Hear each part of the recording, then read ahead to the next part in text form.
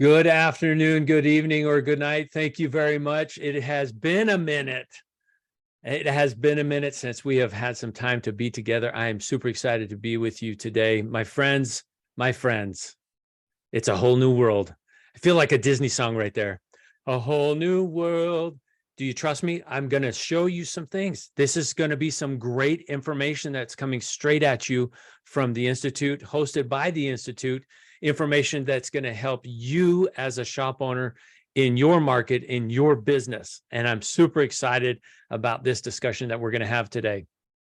For all those of you who are watching, you're watching from the couch, you're watching from the shop, where are you? From what state are you in right now? Just go ahead and go into the chat function and send us a chat in and tell me where you're joining from. Now that I've said that, I've got to figure out how to see the chat. Go ahead and type it into the chat. Okay, there, I've got it.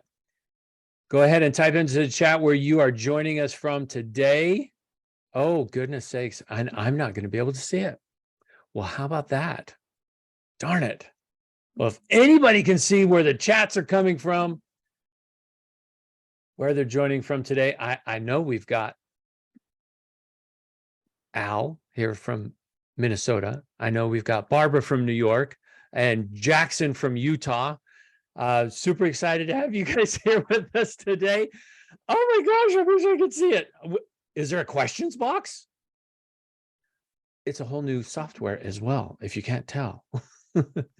Q&A. Yes, go to the questions, go to the Q&A and type in where you are joining us from today. Love to give you a shout out and your shop a shout out as well. Type in there your shop name, where you're joining us from, and Parker Branch.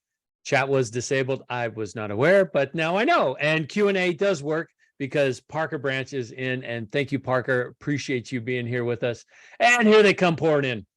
Jeffrey from Lexington, Kentucky. Jennifer is in New York. Calcium, New York. Am I saying that right? Susan Ingram from Japanese Car Care in Albuquerque, New Mexico. Green Bay, Wisconsin. Al Husa? Hus Auto? A Hus Auto? Who's the Hus Auto? Denver area. Crystal, thank you very much. It's glad that you guys are here. Parker and Daniel from Branch Automotive, Highlands Ranch, Colorado. You guys are awesome. Oh, thank you so much for being here.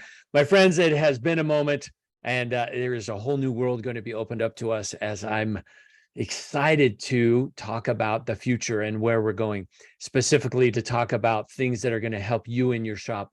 I've been blessed. I've had the pleasure of traveling all across North America. I have probably stepped into your shop at one point, and if I haven't, do understand I want to be there. I want to come and say hello because it is awesome. And it is right. Al Huss Auto. You're awesome. Thank you, Al, for joining. Appreciate you being here. And we are talking today specifically about CRM, Customer Relationship Management. My name is Jimmy Lee. I'll be the host for you today. If you've got questions, we've got the answers.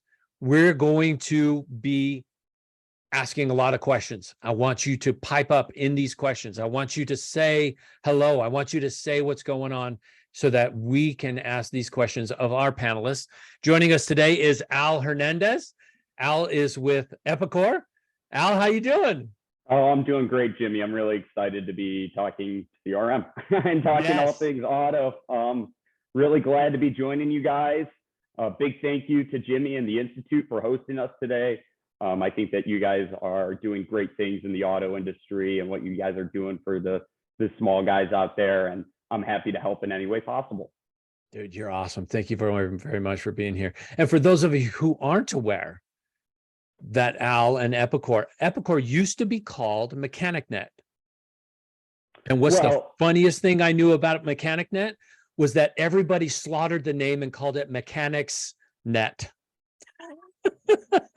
That sometimes happens internally too. Right? So. It does. And once you've heard it and it's been there for so long, it's like, oh my gosh. Okay, now we're Epicore. So thank you. Thank you for being here, Al, and thank you for being part of this. This is going to be super awesome. Excited to talk about CRM and where it's going and where the future is. And joining us to be our shop expert is Barbara. Barbara is a head of marketing for Sunrise Tire and Auto. Barbara, good morning. Good to see you. Hello. Hi. Yeah, great to be here. Thank you. Well, and you're in afternoon. Are you not? It's 12:30. Yeah, 12:30. Yeah. Nice. Barbara has a background coming from the health industry, coming into the automotive industry. Super excited for this conversation that we're going to have because this is just seriously going to be epic as we talk about CRM and things that are happening. So Barbara, give us a little background of you, of your experience in automotive. Where did you come from? What does that look like? Well, my husband's been in the automotive business for years, 35 years, and I've always been on the sideline because I had my own career going. And then I started getting more involved in the marketing end because I know more marketing than he does. So, I just started to get to know cars more. And then he introduced me to Epicore, mechanic at Epicore. And he wasn't using it the way it should have been used. So I took charge and showed him what to do. And now guess what? He gave me the job. So, it's been very successful for us. And I'm really excited to share with everybody, how successful it's been. So how long have you been on the automotive side working with about 5 years, about 5 years. Yeah. Okay. And always on the marketing side of things? Yes, I'm never in the shop. I'm always on the market. Well, I go in the shop for other reasons, but right. You're going for birthdays to say hello, Yeah. to get the oil change, the oil service, the car. Yeah, exactly. Exactly. That's good. That's good. And so CRM, you've come from the health industry, the fitness industry, coming into the automotive industry. How important is it for you as a marketer or a shop owner, and let's insert shop owners or service advisors or whoever's doing the marketing, how important is it for you as a marketer to understand your customer base? It's like number one priority. You have to know, because you have to know how to market to them, and you just have to know your area and your market, because then you can market right. You can, you could advertise to them correctly. So, that's the key component to marketing. So how do you discover that? How did you discover your market? Because I'm assuming that those that you marketed to in the health industry was different from the shop side. Well, it's different because it has to do a lot with I was dealing with a women's program, women's health club, and now a lot of the shop is men with some women involved, which was good actually, because I taught him how to market to women, because there's a lot of women out there that bring their cars in as well. But I also I don't know, I used a lot of your programming to figure out what, the information that you gave me. I figured out how to market to them. And when I was in the gym, we had we were in the clubs and we knew how to market to them because they were in the gym every day. We got to know our customers. The mechanics know the customers a lot, and the managers of the shop know the customers a lot. So I do talk to them on a weekly basis. I am involved with the management of the shops. I text them, we're back and forth. I update them. I ask them a lot of questions, because they can give me information also that I might not be thinking about because I'm not in the shop so much, Right. And I just use my tools here, and I see how that was like my marketing tools here, and I watch the response. So I know how to go do it again or do it differently based on the response I get. Nice. So you're sending out information, you'll track that information for the results. Are you looking for open rates, conversion rates? What is that trigger that says successful campaign to you? A lot of times it's just the open, not necessarily the transition, because if I sent out 200 emails and I get a 10% response, and then 2 weeks later I send out another email and I get a 60% response, there's something about that other email that's working, and I have to do more of it in that direction. So I really watch the response to what happens. Also, the response based on how many people like go to the website and make an appointment. So I can shoot out an email, and all of a sudden we're getting appointments through the night because the email went out at 3, 4 o'clock, and my husband's just answering his phone and booking the appointments. Because they come and, people are up all different hours, they have different jobs, they look at things differently. So we go by that also. Like he'll say to me, did you just send something out? And I'll be like, yeah, 2 hours ago. And because I got 10 appointments, So, yeah. So that's a good response also based on the response he gets to the website and the appointments. Yeah. Don't you love it when he comes to you and he's like, all right, so what did you do this time? Exactly. And he says it exactly the way you just said it. Yeah. So. Well, what happened now? So in our discussions that we were talking about, you also indicated that you don't use postcards. Why? How come? Well, they didn't work for us. Also, my shops are close together. Okay. Because they're close together, it's hard because they their radius. Yeah, there's a lot of crossover. Yeah, so it's a little bit more difficult for me to use that. They just, for my particular area, they don't work because they just don't. But I know, in other areas they would work very well. I think more rural areas they work very well also. They just didn't work for me, but the emails and the texts all work for me. So. Hey, if it didn't work, it didn't work. And the beauty is you can track it to see the results. And if it's not working, let's not pour money there. Let's pour money somewhere else and get the results we want. So we also talked about your market changing. You've seen a change over the last 5 years. Talk about that. What does that look like? Well, with the housing changeover, with I don't know what's going, in particularly New York. There's, the last 2 years, it's been crazy. People just selling. So our neighborhoods that were in a certain age bracket are now this younger generation because like 30% of the housing has changed over. So now I have to market even, differently based on that. I have to go by what's the largest volume of age group that I have, because, older people don't use their cars as much as the 30s, the 40-year-olds. They're going to work, they're doing a lot of things. So I try to make the marketing super fresh to the majority of my ages, that we have. Nice. So you've discovered that the digital is really what's getting that biggest bang for the buck, sending text messages, sending emails. And are you using both or just emails or just text? What does that makeup look like for you guys? I've used text before. I'm going to definitely try it again because I think texting is the way to go in the future, because the younger the pool of people to market to, they're not looking at their emails, they're looking at their texts. Plus with the text, I find that you don't have a choice not to look. Your phone pings or something happens and you see that text right away. I do both. I don't do texting as much. I'm starting again. I tried it before. I do a tremendous amount of emailing. So and I do Facebook and Instagram ads, but I'm going to try the texting more. I believe in the texting more because I do it myself, like I look at my phone when I get a text, Yeah. Well, and according to Verizon Wireless, 90% of all text messages are read within 3 minutes. 98% within 24 hours. Right. That's really high. Yes, it is.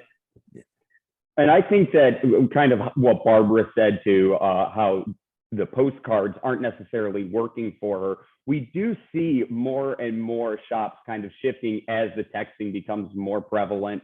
At our tools, we continue to advance our texting and different capabilities. It is kind of taking a lot of that focus away from the postcards. And that's why we do continue to, see different CRMs with all these different offerings to do the emails, to do the postcards, to do the text messages, because of what works in your area. As you said, Barbara, maybe in more rural areas, postcards are still very effective, but our tools kind of allow you to identify in your area what is effective, what's working for you. And I mean, texting is kind of working for everybody right now, right? Yeah. Yes. Well, and everybody needs to be careful too, because you've got the TCPA that you want to make sure that you're not going outside the boundaries, because you could end up on the losing end of a multi-million-dollar lawsuit. Yeah. So yeah, pay attention to texting, because it does have rules and regulations. You need to know the rules, play by I the also rules. think you don't want to over text. You can over email because they don't have to open it. Right. Mhm. Okay, But to that point, Barbara, how often are you, and I have two questions here. How often are you emailing your entire database, okay. and then breaking that down into how often are you strategic with your emails? So I send an email out every week because Okay, what day? I send it out on Tuesday unless it's a holiday. Okay. If it's a holiday coming up the following Monday, like next week is July 4th. And, everybody's going to be using their cars. So business picks up everywhere because of July 4th. That's no matter where you are, I think that's what happens. So I send it out on a Monday because a lot of people are taking Friday off, right? Because everybody cuts out before the holiday and they're all going to be using your car. So I don't want to waste a day of not getting them in. So Right. I'll send it out on Monday morning. I don't send it out too early because I don't want them to get to work. When you get to work, you're overloaded with emails. So I try to strategically position that it shows up after you've gone through your emails. I try. I don't know if I'm successful in this, but what I try to do is I don't send it out till like 10 o'clock. Because I figure by the time it gets out, and it depends. Sometimes it can get out quicker. Sometimes, there's no exact time that it gets out. But I know by then people have gone through their emails, most of them, if they're starting work 8 or 9 o'clock. Sometimes I actually send it out Monday afternoon just as to make sure, because then, they see it. Because I mean, sometimes it goes to spam, sometimes it's in their you don't know where it's going to end up, So, and I send it out weekly with a promotion. Okay. The Epicore promotions are it's amazing because you have all the artwork done for you. It's very, very simple.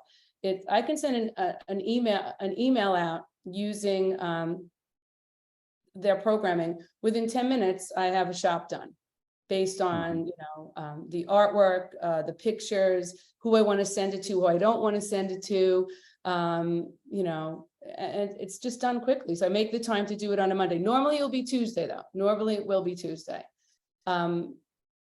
Because they say Tuesday's emails are the highest rate of open emails. I have no idea whether that is true, but that's why I do it on Tuesday. It works for me. For us in the automotive industry, you're exactly right. Tuesday, Wednesday, and Thursday, those are the days. That's the jam. Okay. We're not an event. We're not a concert. We're not a weekend picnic. That's why a Friday is not a good day for us to send emails, not for promotional. So to what you're trying to get into the shop, absolutely brilliant. I love that Tuesday is your day, and you're strategic about the 10 a.m. I love that as well, because they're through the inbox. They maybe have had that first coffee break and they're coming back to their computer. Right. Yeah. Right? Oh, that's that. I love it. I think that's brilliant. What about strategery? To make up a word here. And I don't think that's made up, by the way. Do you send emails that are strategic? Do you hone in on Toyotas or water pumps or timing belts or brake pads or batteries? Do you do anything like that? Yes. And there's a lot of artwork for that. It's 22 degrees out. I send out a battery one, and that doesn't have to be on a Tuesday. I might have already sent my Tuesdays out and it's Friday and it's -2.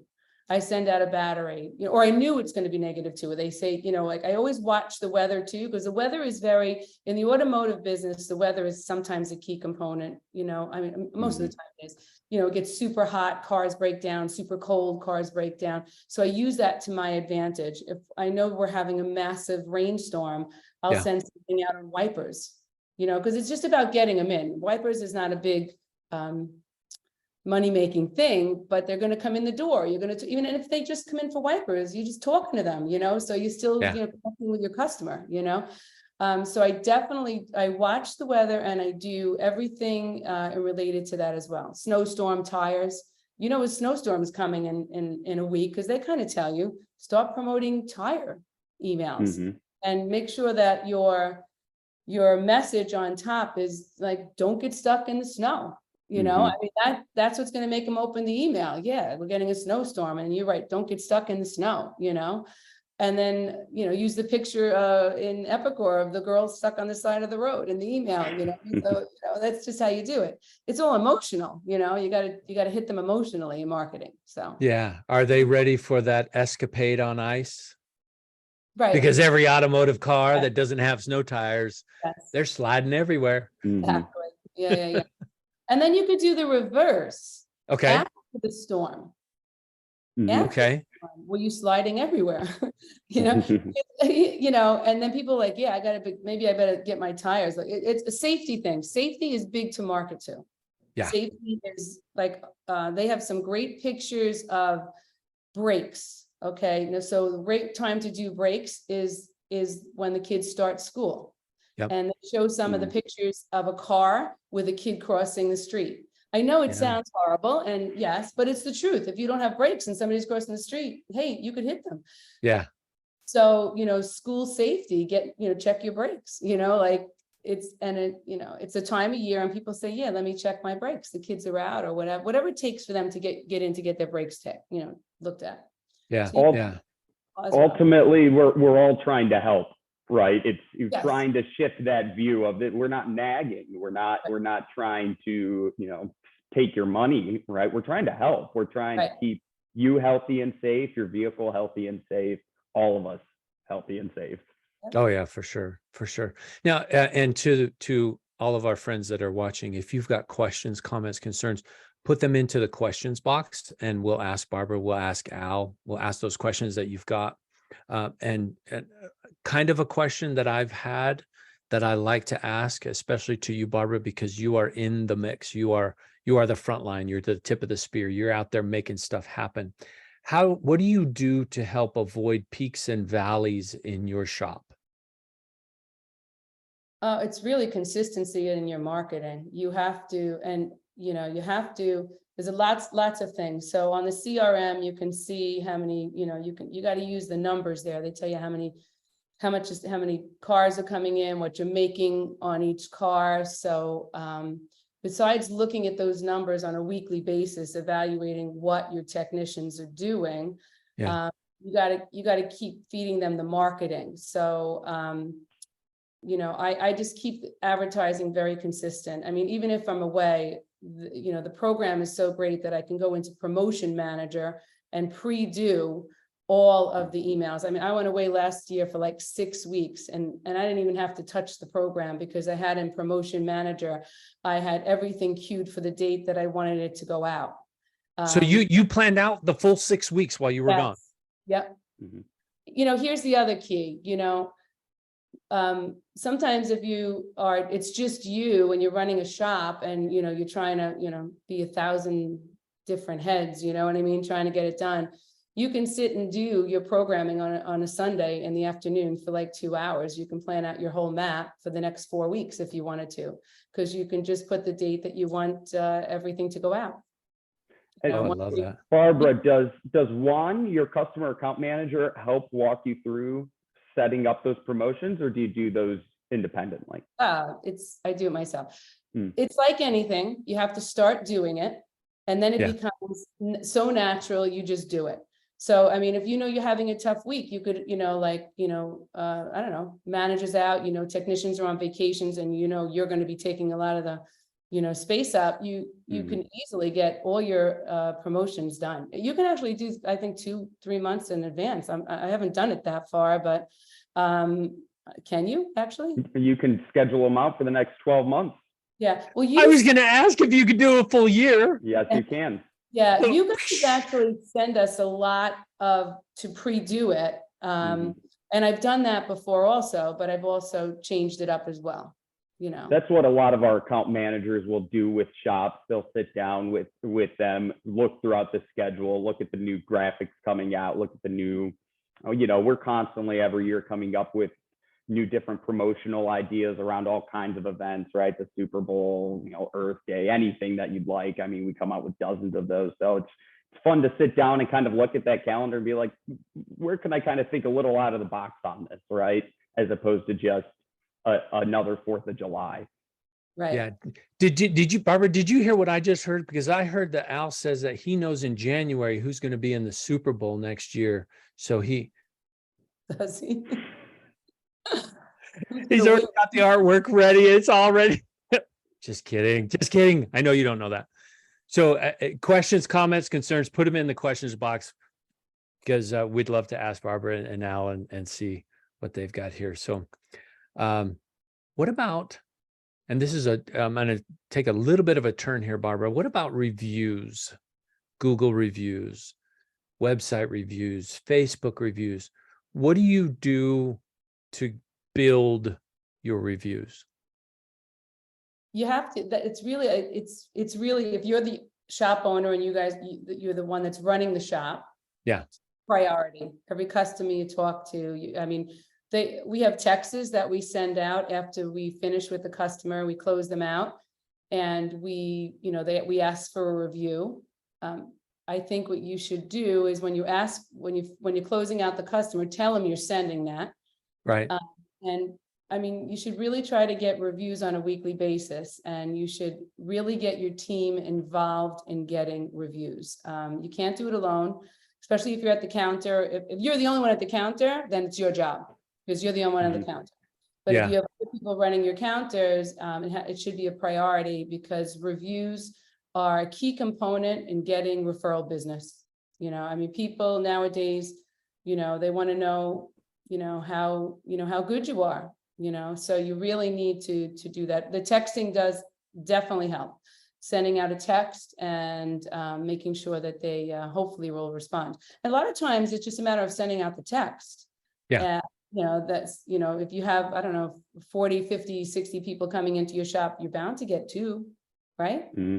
Just answer without you even saying something. So, and 2 is good. 2, just keep building it slowly, be consistent, but you have to have reviews. They're a definite key component. Nice. I agree with that. Reviews are extremely important. And reviews, setting it up in the exit interview, paramount to get a higher return on those reviews. And something that I've heard a lot of shops say is, tell us your story. Tell us the story so that the next raving fan can hear that story as well. Tell us your story. Tell us what you hear so that the next person can talk about their experience in your shop.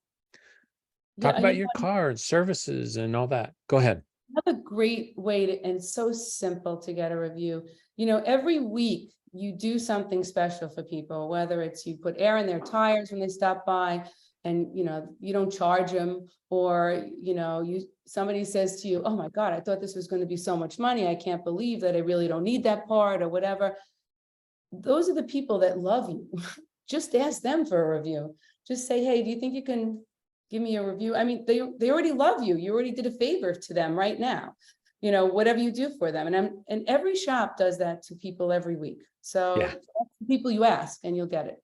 Yeah. And there's that spirit of reciprocity as well. Here, you've done something for them. Oh, yes, I definitely want to do something for you. Right. And with your Google review, I've already left you a Google review, Barbara. What do you want me to do?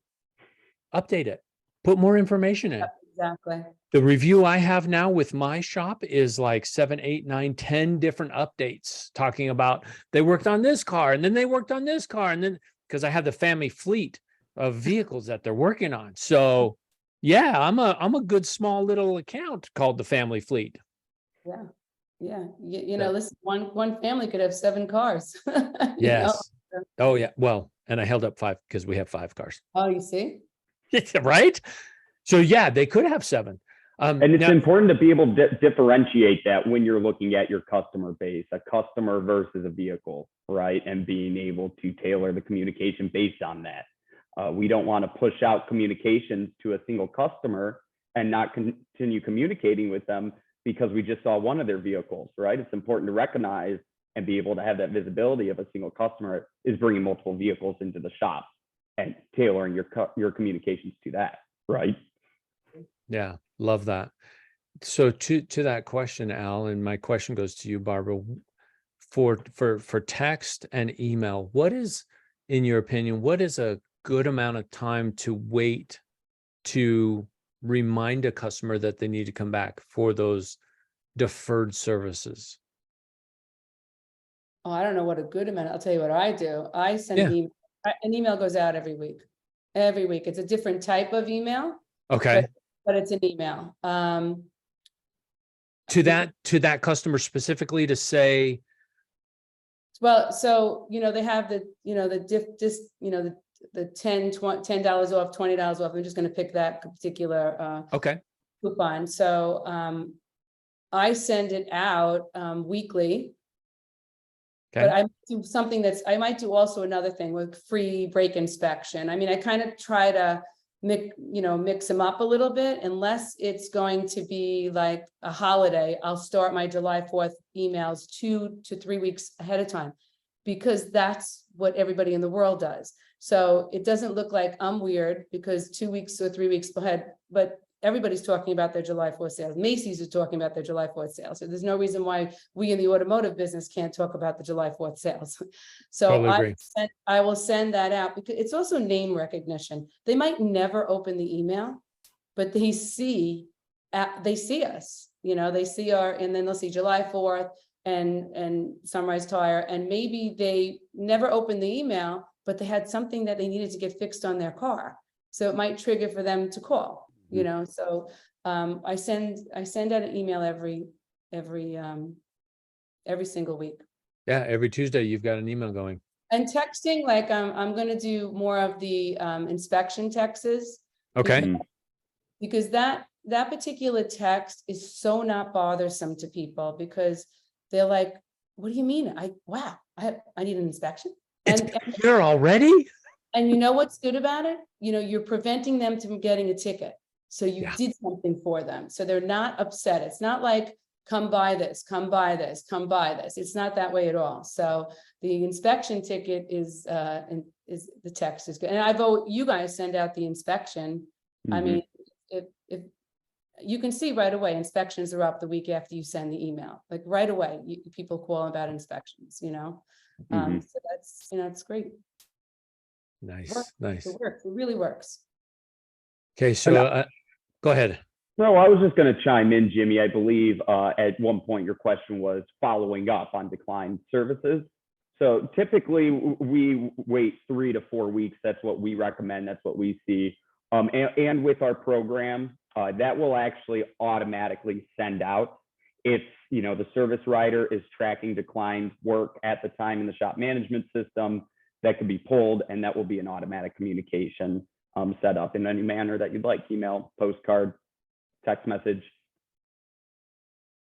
There you go. I like that. I like the automatic as well, because in the shop, we just get so busy. There's so much that has to be done. And to have it set up to go automatically on a Tuesday at 10 a.m., Shazam, in like Flynn, let it fly, let it go for sure. Yeah, I like that. All right, a little bit of a change here as well for you, Barbara. Talking about labor shortages, what are you doing from a CRM, from a shop point of view, to attract technicians, to attract service advisors, to attract employees and staff to Sunrise Tire?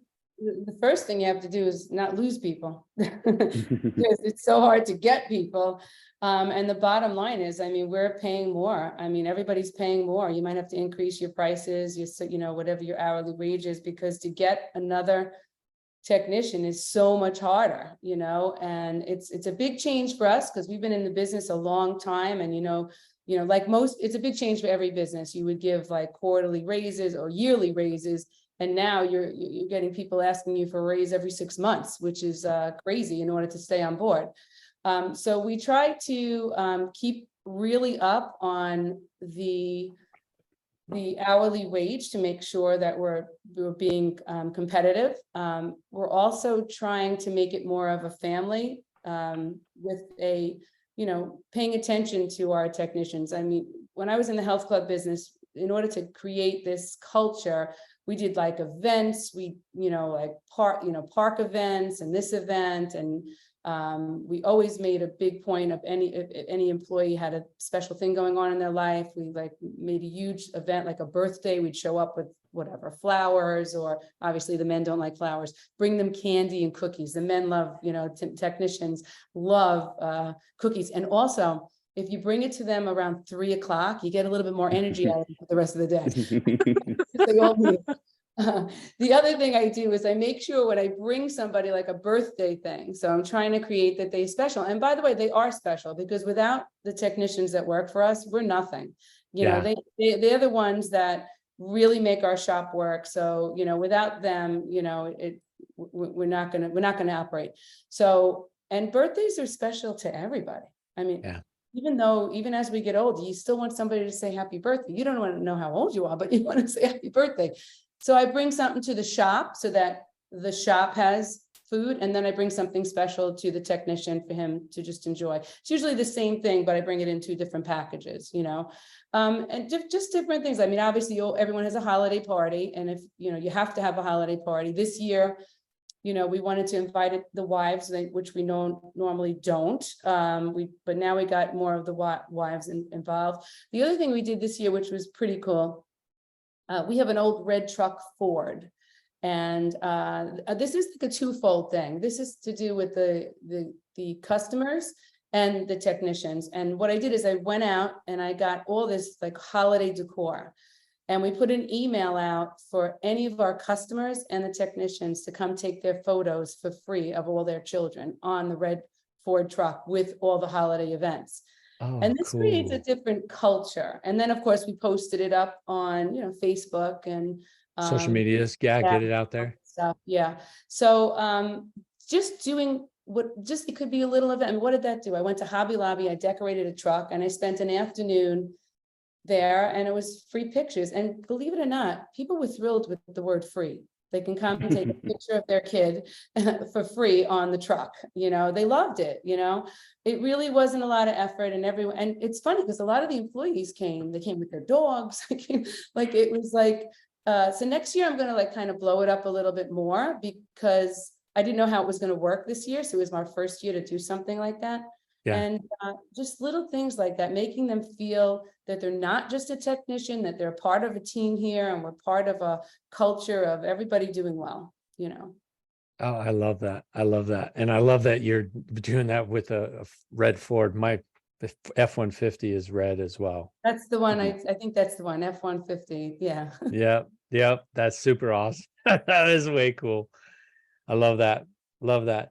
And you talk about company and culture and environment. Yeah. The stronger that company culture is, the more you're going to attract people to you.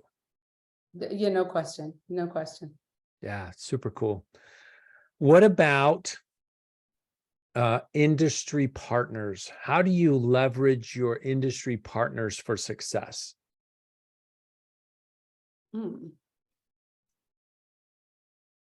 Well, we talked about this yesterday, and I think, do you mean like the parts people that I deal with, or I'm not sure exactly what. All of them. So how do you use those partnerships? Because it's more than just you're going to give money to Epicore. It's more than just you're going to give money to parts stores. How do you help them, help you, help them, help us? How do you use those partners? The parts stores have a lot of stuff to give away, by the way. Oh, okay. Yeah. So if you're doing with the parts store, you're dealing with a lot of, they want your business, right? So, they have usually tickets to the Giants, to the Jets, to the this, to the, they have a lot of stuff to give away. And if you're giving somebody a lot of business, nice to get some of those freebies, and, give it to a team member, give it to the best mechanic of the month, technician, somebody went out of their way for you or something. So, I would, that's what I would do with them. Also, I don't know, they run different specials and whatever, and we just like work with them to work with their, whatever their deals are for whatever. That's really more Nick. Nick is in the shop and he deals more with the hands-on with anybody that has to do with the shop. I'm really more on the other side of the marketing and making all the employees happy. So that's a really good question for him, actually. I can't answer as well as I can answer everything else. Well, and so he's probably using his parts people to help and try and get more technicians to come into the shop. And your technicians have been there for a long time, like I have 12. some of them here for 20 years, 20, 12, 10, and then I have some of them there a year, it's just, a variety of amount of years. Nice. So just like you're using Epicore to get your customers to come back in, you're using your parts people to help staff that, and you've got this whole closed loop It's all networking. Even the guy that, this is gonna sound crazy, but the guy that pulls up with coffee for your guys, talk to him. He goes to every single place. So, tell him you're looking for some, I'm looking for more mechanics. So, I mean, the whole world of business today is networking to get people. Even your mechanics, talk to them if they have a friend or whatever. I mean, that's the best way that's how I used to do it in the health club business. If I have an excellent employee, usually her friends are just like her, right? So I used to ask her, do you have any friends? And then of course I always gave bonuses if you brought somebody on board. nice. That's another way of doing it. But I mean, they had to stay on board for a while. They didn't just come and get the bonus, but Right, like 3 months, 6 months, something in that range. Time it was like 3 months. Yeah. Nice. That's cool. All right, so I'm going to open this up to questions from our friends that are viewing this at the moment. And first question is to you, Al. This comes from Alex. Alex is asking, how can we show appointments as confirmed by the customer when looking at the scheduler? And specifically, this is he's integrated with Shopware. Okay, so there's basically 2 ways for our scheduler to work for the Epicore Service CRM. Now, if you're using the Epicore provided scheduler, we offer it to be a widget on the website. We also provide websites, so if you want it on there, that will be on the dashboard. So that will be a customer coming in, setting an appointment, and then that will be confirmed on the back end in the CRM dashboard. Now, the second option is that we are integrated with some shop management systems, and we're continuing to integrate with more and more. Shopware is one that we're actually working on right now. But for other shops or shop management systems, such as I'll pick TechMetric as a random one. If you go and you're using the scheduler in that shop management system, we are actually integrated with that. So we will just automatically pull it into the scheduler also on the CRM dashboard. And then, of course, if they're in that schedule, text message reminder or some kind of appointment reminder beforehand to let them, remember to come in today. Nice. Love it. Big shout out to those point of sale systems that are innovating. I love it. All right. Another question. Here's a little softball for you, Al. Coming from Michael. Michael is looking at Epicore CRM. It's time for a strategy change. Epicore is the right place for him to land? Epicore is the right place to land. I believe so. So I'll kind of take a step back for a moment. As you had mentioned, Jimmy, this was formerly MechanicNet. It didn't just change to Epicore. Epicore actually acquired MechanicNet. Epicore works in the automotive industry all the way from the manufacturers to the warehouse distributors to the jobbers, all the way down to the service dealers. We're touching every single level.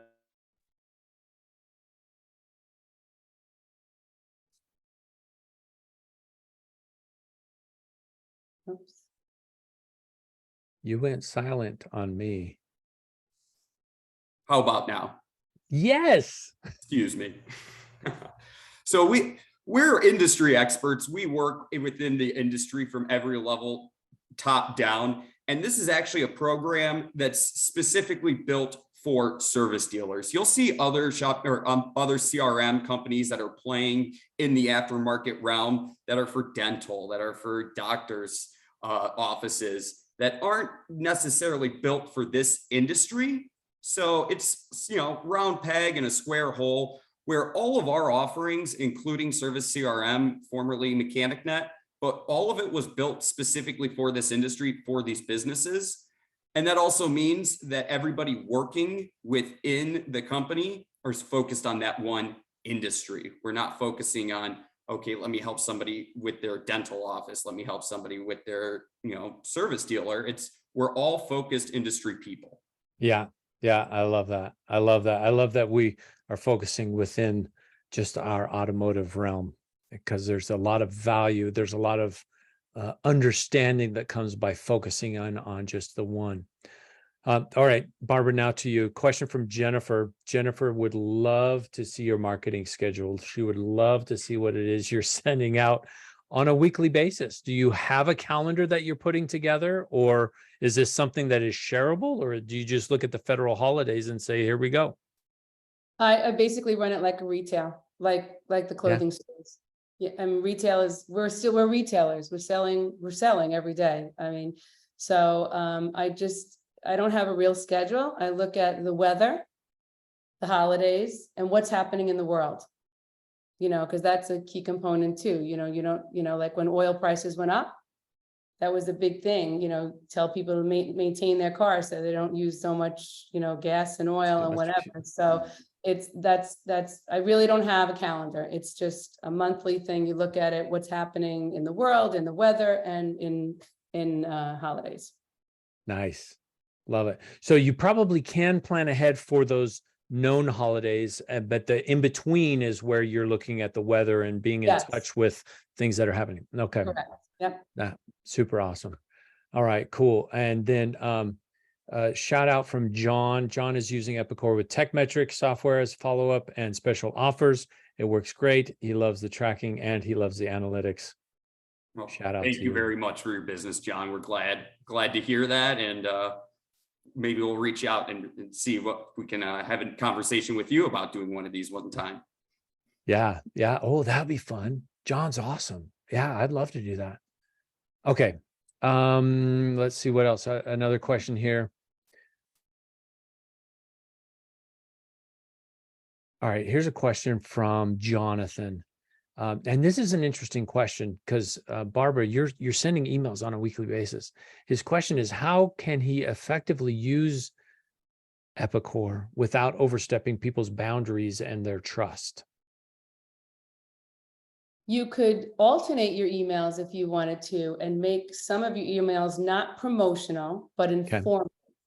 So once you learn how to work how to do the promotion manager and everything, you can input your own pictures and your own text. So if you send something out on how to maintain, like maybe prior to the winter, information on the tire and how, at what point you need to change your tire, something informative about your automotive, anything, how often should I get an oil change? How often should I change my wipers?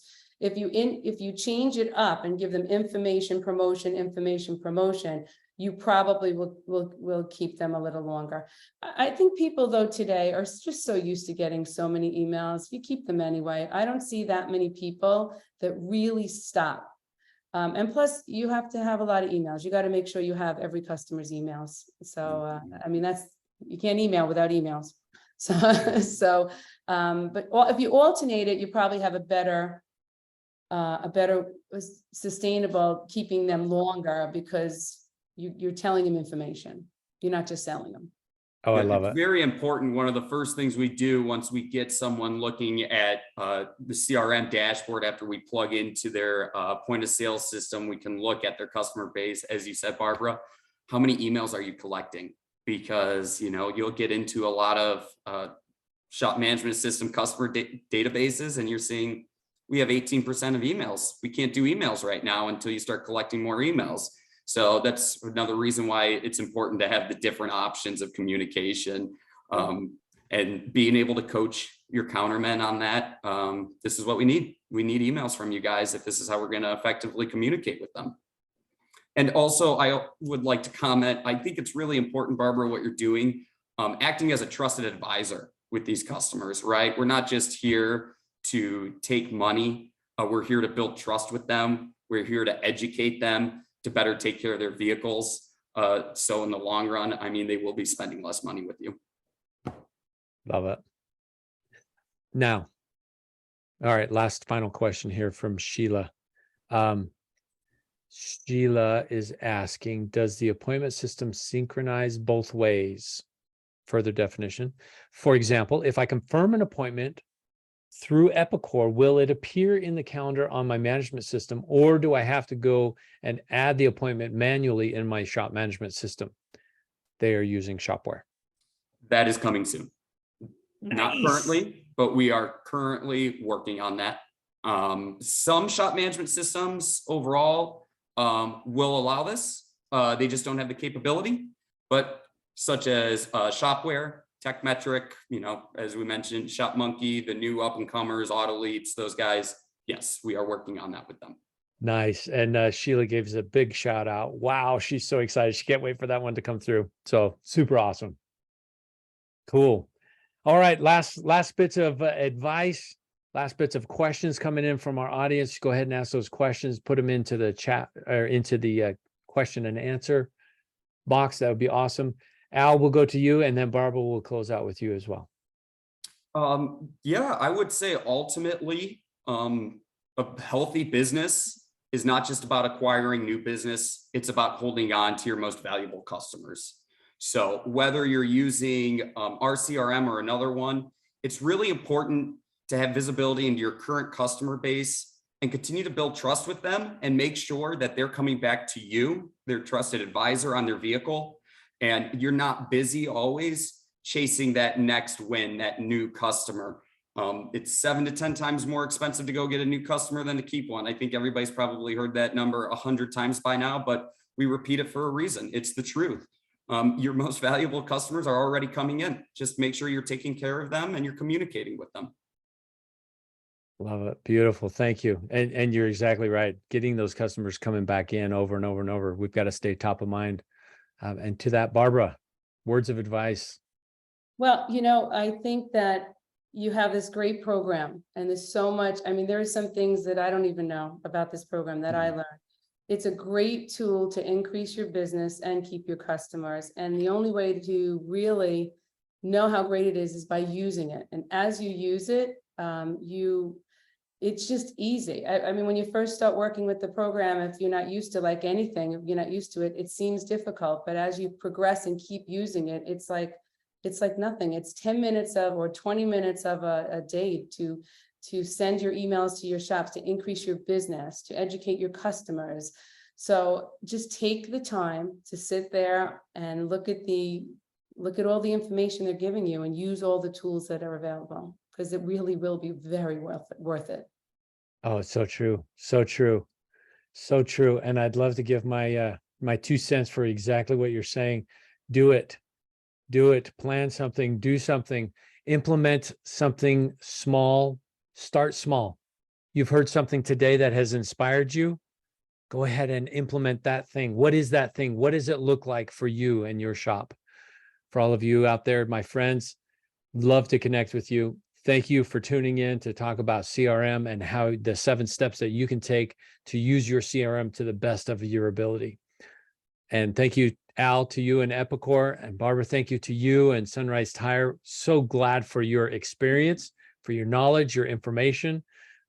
Let's treat this as retail. We can get those customers, keep coming back in and keep them coming.